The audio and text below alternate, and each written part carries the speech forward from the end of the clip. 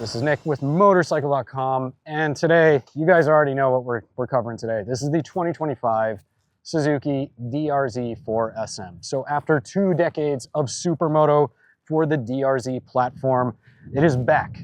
Now, is it a full from the ground up revision? Not entirely, but if you want to put a number on it, I would put my money somewhere in that 90 percentile. There's a lot of new. We're talking about about an 80% update to the engine itself, and basically an all-new chassis with very few carryover parts. But the question I have is, does it have the DR-Z400SM's spirit, which to me has always been an affordable, easy to ride, robust, not just robust, but insanely durable motorcycle that's pretty much inviting to anyone that can fog a mirror? Let me just kind of answer that question as it stands. I would say a lot of that is quite true, but that's what we're going to be talking about in this first ride review.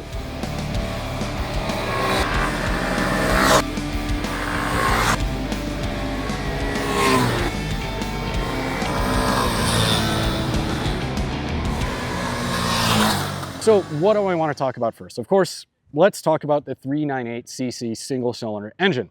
As I mentioned before, it's about 80% new piston, new camshafts, new a lot. And really, that's about passing Euro 5 plus emissions and hopefully having, at least, Suzuki's goal, have another 2 decades out of this thing. Look, Japanese manufacturers are legendary for getting the most bang for their buck out of engines and keeping them on the market for a real long time. So as far as performance goes, we actually dynoed the dual sport version of this bike the other day. Same exact engine, a couple little tweaks to the electronics that we'll cover in a bit, but on the dyno at the rear wheel, this engine pumps out 32.2 horsepower and 23.9 foot-pounds of torque. So if you ask yourself, is this an entry-level motorcycle, something that's friendly for a beginner rider?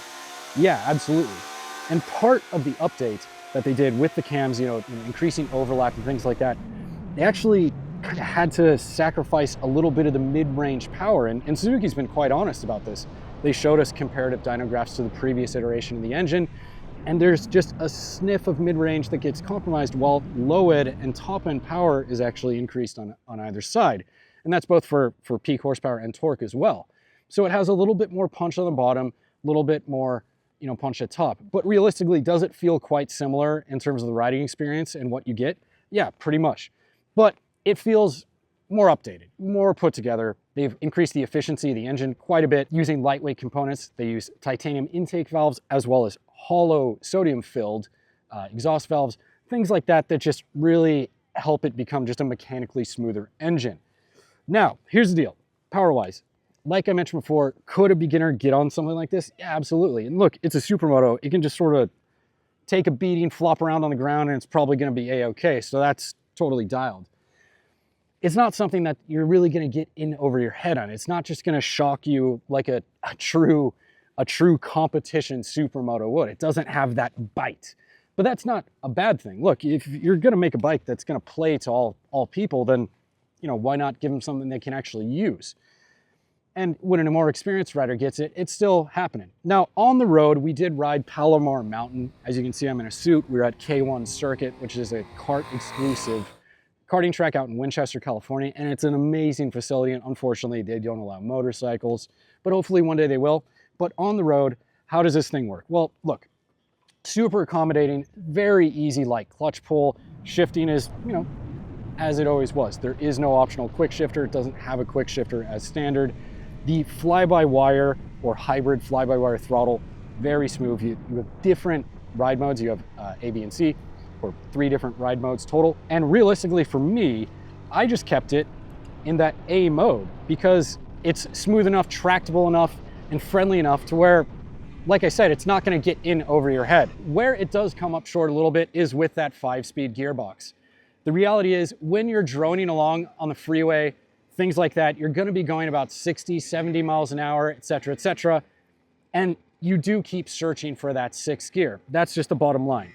But where does it do well? You put this thing in a tight, close quarters environment on a very sort of narrow, sinewy canyon road, and that's its happy place. For any Supermoto, for that matter. Okay, so like I said, the lack of the 6th gear, bit of a black spot in terms of that long droning highway stuff. Now, we can also talk about the comfort in relation to street riding. This seat, quite dual sporty. Now, they did say that it is a softer foam than the dual sport bike. That said, it's still pretty firm. Maybe my backside is taking a bit more damage than I realize these days, but really I would go for a softer foam if available, because when you're doing cool supermoto-y things and throwing the bike around and having a bunch of fun, it's a-okay. It's those droning kind of long stretches of highway where that gearbox for the seating position can kind of let it down a little bit. Now, where does it do well again? Kart track, baby. That 5-speed gearbox, it doesn't let you down. You're always going to be able to find the torque, get into the power band of it. And for this bike specifically, unlike the dual sport, they actually lengthened the final drive gearing. So it's a 41 tooth rear sprocket with 15 front. Fueling, as it stands, is quite good. But let's talk about the chassis real quick. It's a new steel twin spar frame. Of course, we have adjustable suspension up front. You have comp and rebound for both legs, or at least rebound up here. And then on the right leg, that's comp and rebound. No preload, but you have a fully adjustable shock. The chassis is quite soft. It's streetable. It's not up to that different league of a competition level supermoto. And realistically, you can't compare that fairly. It's just in a different league. This is a street bike. Oil changes are spec'd for 3,500 miles, as well as valve adjustments are spec'd for 17,000 miles. Whereas a competition level supermoto, you have valve adjustments and rebuild times that are spec'd for that, in the hours. It's a different thing. As a street bike, it handles well, it's light, it's agile. This thing weighs about 340-ish pounds claimed. So it did gain some weight, and Suzuki attributed that mainly to the ABS pumps and things of that nature. But how does it handle? Really, you have those Dunlop Q58 tires. They grip pretty good once you dial things in. But for me, it just captures that spirit of supermoto. It gives you that taste of it without going full send into the competition grade stuff.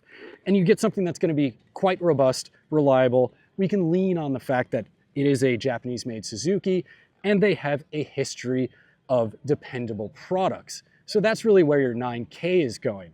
Now, braking wise, they did update the rotor for this model. It's a 310 millimeter rotor with a 2-piston caliper up front. You got all the braking power to stop something of this weight and the speed you're traveling. Would I like more feel out of this axial master cylinder? Yeah, I would, but upgrade it on the aftermarket. You can slide around, goon around, have fun. And for 9K, that's what you're getting.